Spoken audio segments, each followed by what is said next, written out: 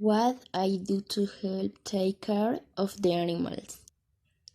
I reduce the cutting of trees with recycling. I also buy responsibly, that is, I only buy what is necessary and least polluting. Also, I do not buy products made from indirect animals or birds, therefore. My family and I plant trees when we go to visit my grandparents, creating more place for animals to live. Likewise, when we find an animal, for example a snake, we move away very quickly and leave it alone.